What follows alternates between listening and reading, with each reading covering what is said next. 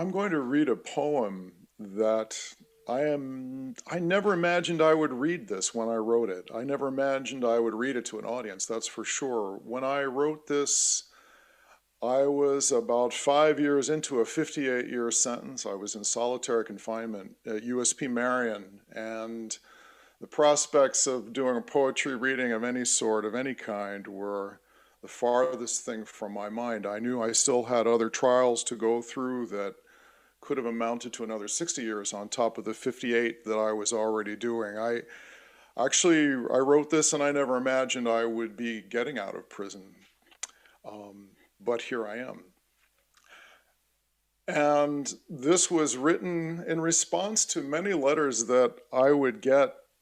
Now, as a political prisoner, people on the street often look to us as oracles, as if we had the answers, and there were nothing but questions. And I was always amused by this because I thought that, well, I'm basically the living embodiment here of everything that didn't work. So I'm not sure exactly what I can offer you, but um, I thought of this poem as as a list, I guess, as a I seem to have the ability to generate all kinds of things that I wish that I had done, had tried, or would like to try, or could do, or would do. It's interesting to look back and read this poem as to go back and try and look through the eyes of that 20-some-year-old gorilla now captured, and to try and imagine where I was at that point. And so this is a conversation that takes place now between myself now and this young man. And it's a conversation also that I enjoin with you and with future iterations of ourselves, the folks who will come after us, those who haven't been born. We offer this list. And I called this poem For Comrades Who Ask, What is to be done at this particular historical conjuncture? A partial list of practical things to do.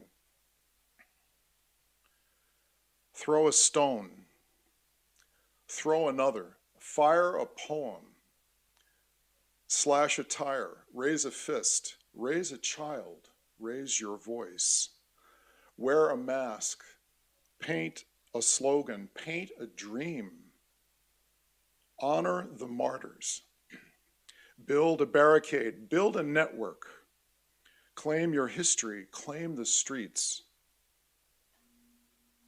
sing a message, shoot a bullet, set a fire, break a window, break a sweat, rent a safe house, print a leaflet, forge a document, shelter a fugitive, bind a wound, love a friend, hold a lantern, hold your ground, clean your weapon, practice your aim, create a diversion, tell a joke, secure a march, walk the picket, pick a lock, bait a trap, spring an ambush, blow a horn, make a plan, plan a backup, wreck the tracks, lose a tail, find your hope, raise the stakes, change your name, wipe for prints, test a theory, challenge a dogma, cut the wires, strike a chord, strike a blow, tell the truth, trick the man, hold a meeting, take a beating, hold your tongue, watch your back, watch the sky, cut a trail, leave no traces, pick a target, launch a rocket, learn from workers, teach a comrade, mark the time, free a POW, steal the files, steal your heart, hound a landlord, feed the homeless, squat a building, join a cell, learn a kata, memorize the code, cut the bars, vault the fence, clear the perimeter, swim the river, disarm a cop, slip the noose, slip the checkpoint, use your fear, tighten the drum, plant a thought, tend the orchard, cherish a tear, commit it to memory, check your ego, study the map, deal with the traitors, silence the snitch, start from scratch, carry your weight, take on some more, fight to love. Say it again, fight to love. Cross the line, take us with you, don't look back.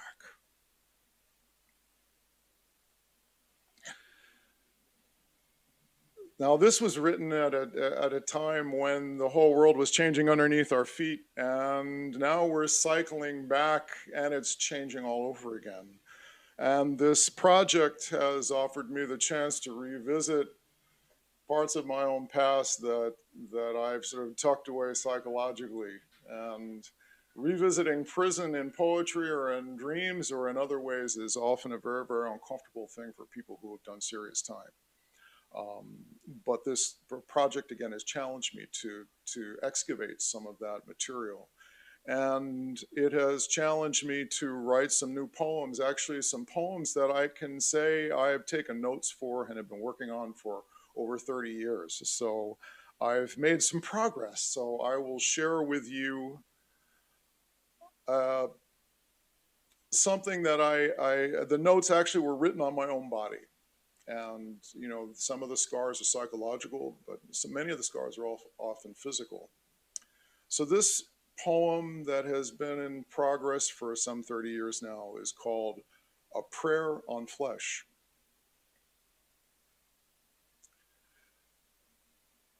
Manacles splay your hands in front of you as in supplication and entreaty, an invocation to one who never comes.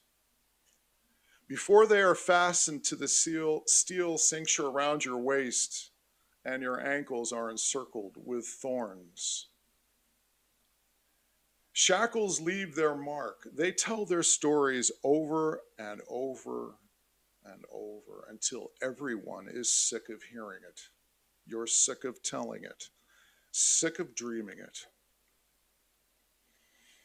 My body will remember the marshal's cuffs until I am ash.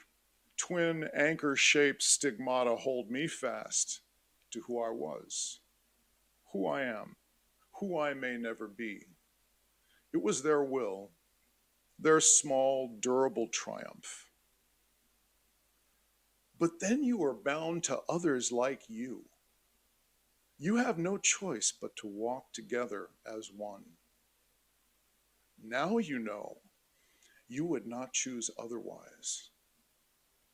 My flesh has memorized this like a childhood prayer. Now I stand here wide awake. Now you stand here wide awake. Now we stand here wide awake. Bound together, we will not sleep. Amen. Fire 1,000 poems.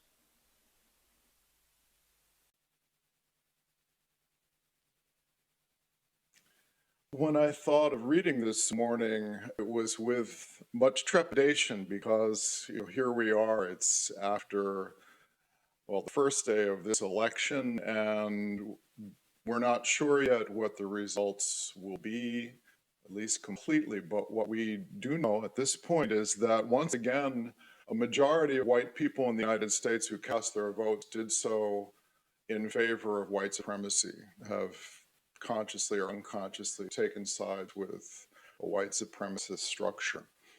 And I imagined I would be coming from some place of sadness and despair, and I'm strangely feeling neither of those things. Possibly it's because last night I had I had the chance to have a wonderful conversation with a dear friend and comrade Jamal Joseph, a former Black Panther. He's actually going to be on our panel here later today. And it was beautiful reunion. It was quieting for the soul. And one of the many things that we talked about was sort of the luxury of despair. It's something that is like melancholy, perhaps like a scab that you scratch at because there's some sort of strange enjoyment attached to it. But we have work to do. It's a beautiful day here in the Northeast of the United States.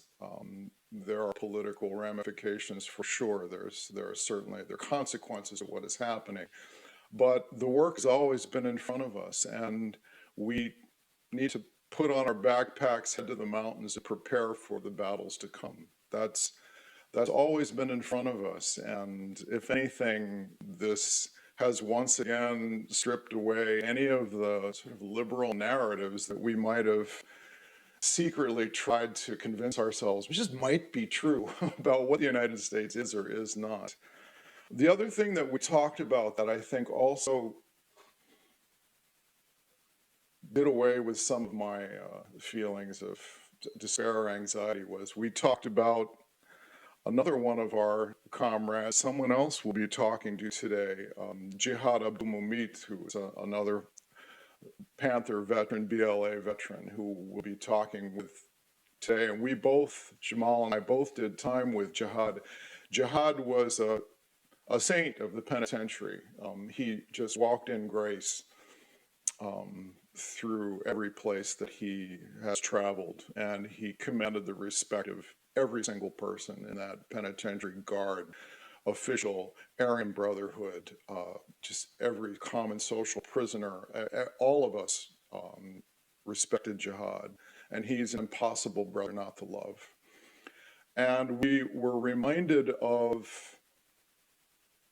a number of incidents that took place in the course of my time with Jihad and with Jamal's, where he had this ability to convert these former white supremacists, I mean, really truly ideologically driven, hard-baked racists into new human beings. Sometimes they converted to Islam, other times they just walked away from their racist tribal affiliations. And he had this way of doing that was an extraordinary thing to behold. I wrote a poem while I was still in prison that I'm going to share with you. I hope I can get through it. That is about becoming a race traitor, about maybe looking on the more positive side of it, about transformation, and it's about redemption. And it starts with a story about the old spiritual that Barack Obama made famous for singing Amazing Grace. There's a story behind that, and this is part of that. But this poem is called Solitary Mutineers.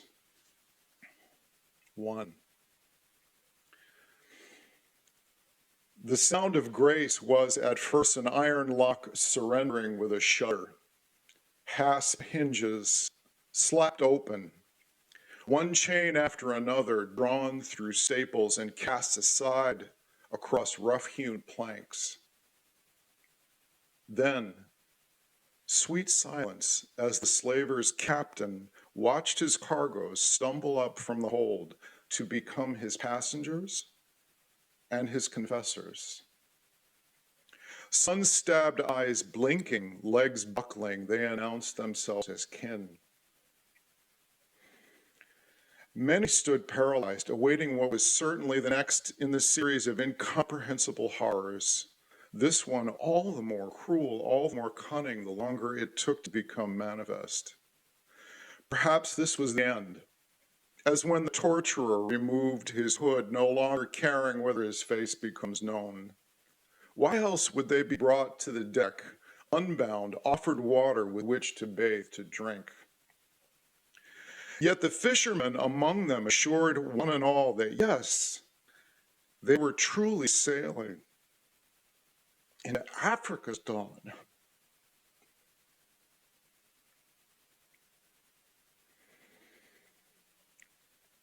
Grace was heard as sibilant waves against the outlying reefs of Dahomey. The captain was there on the deck as they leapt into the surf, thin legs struggling against the water as in a dream. Some dared glances back over their shoulders, still waiting for the inevitable rifle shots, which didn't come. Was he tempted to follow, to strip off his clothes, his life, and join them in the warm shallows? We know only that he arrived in port with an empty hold and a song of redemption. 2, grace came to Willie Post in the conventional way. An amazing white light filled the doorway of his small cell, he said, and called itself Allah. So powerful was this vision, he had no real choice but to make his way to Jummah prayers in the prison chapel. The descendants of other ships' cargo examined this one-time Aryan gangbanger with right suspicion. But there he was, week after week at Jummah, 5 times a day prostrate in prayer. For the Aryans and the Nazis, he simply ceased to exist. Willie's dead. But the man the Imam called Subi, the Dawn, breathed deeply and slipped into his new precarious life, poised between treason and incredulity. Subi found protection not with the Muslims, but in his fearless good humor. He was someone whose laughter you sought out, a precious prison resource. And then, as if to strengthen his eccentric aura, he took upon himself the care of the feral cats that skulked around Leavenworth's infamous walls and cell block courtyards. The kindred predators lived poorly then on mice and what they could scavenge. The wardens exterminated them in waves like rats or roaches. I've lived in cell blocks where we secreted fugitive kittens for months at a time, feeding them from the mess hall, hiding them during count, and convincing the guard he didn't see what he thought he saw. But there always came the day when the shakedown crew couldn't tolerate the affront, and some hack would emerge from the block, triumphant, holding our ship's mascot by the scruff of its neck, dangling it like dripping garbage. Subi changed all that, surreptitiously at first, producing from a slit in his coat lining a plastic bottle of milk he'd filled in the mess hall. Slowly, the cats, easily a dozen, abandoned their wide-eyed skittishness for the daily surety of a free meal. With the money he saved from his factory job and the help of some good-natured guards, the kittens went to the vet in town for their shots. The females were spayed and the sick and injured were routinely treated and returned to general population. The cats never lost their wildness, would not deign to be petted or handled, but their bellies grew round, their coats plush. They fell into their own prison routines, Felis convictus. You could watch these furry mounds make their way around the compound, too fat to righteously sneak up on anything, familiar but still improbable sights. They were as jarringly out of place as toddlers in the prison yard. Animals walking about at will, while the humans were locked in cages and counted. Sinuous curvatures in a world of hardened right angles, symbols of longed-for domestic comfort, the objects of an alarming tenderness from those who need have none. Alcatraz had its birdman, Leavenworth our catman. But Subi was no bookish recluse. I can see him in his kufi with cutout socks rolled up over the swastikas tattooed on his forearms, standing outside the tray window of the mess hall's dish room, holding open a plastic bag for donations of scrap meat. Always smiling, he mutely challenged his former Aryan brothers who passed by. The bags were quickly filled. Standing at the mouth of his cave, cats at his feet like some garrulous St. Francis in a field jacket, who could hurt Zubi? No one at Leavenworth. So they sent him to the street. We wondered how it was for him after 23 years inside. The newspaper article said that he was living with a family in northwest Missouri and working in an animal shelter. An odd symmetry. How did he come to terms with feeding his beloved cats now in cages? Could St. Francis become a zookeeper? And how could northwest Missouri comprehend Zubi? There are no mosques, not even the hatred against which he might have defined himself, just the slack-jawed banality of amnesiac America. Outside the bank, the police did not seem to recognize that they were being fired on by a saint. Nor would they have been thinking about redemption. When they heard his final shot, followed by quaking stillness, Zubi put Willie to sleep.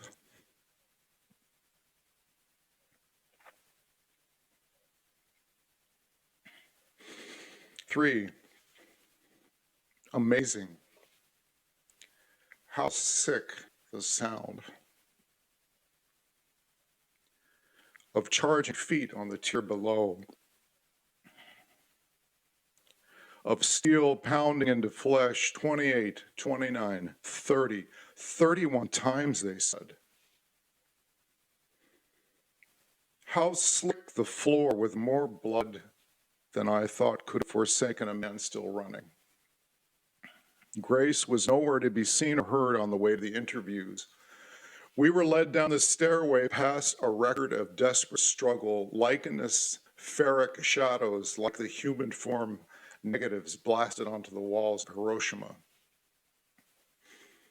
The lieutenant set an ID card before me, and I fought the roaring of my own blood inside my head, trying to make out an unfamiliar name beneath eyes that implored my recognition. No, no, no.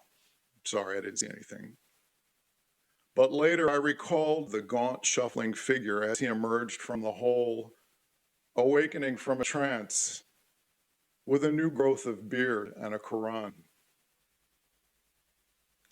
Once he had been a skinhead, scrawled swastikas on synagogues, torched a roller rink that spanned the divide of Chicago's suburban apartheid. The imam named him Dia, light.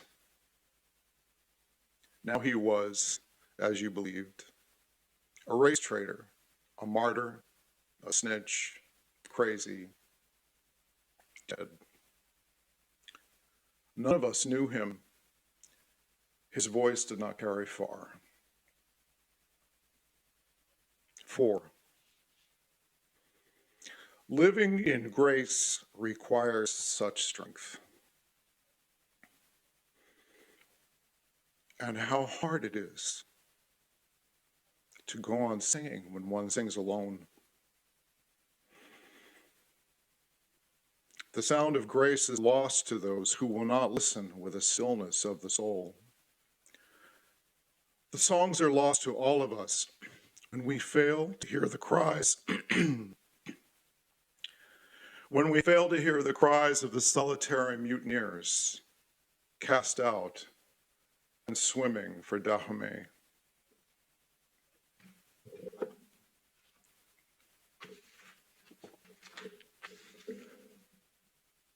Let's fire 1,000 poems.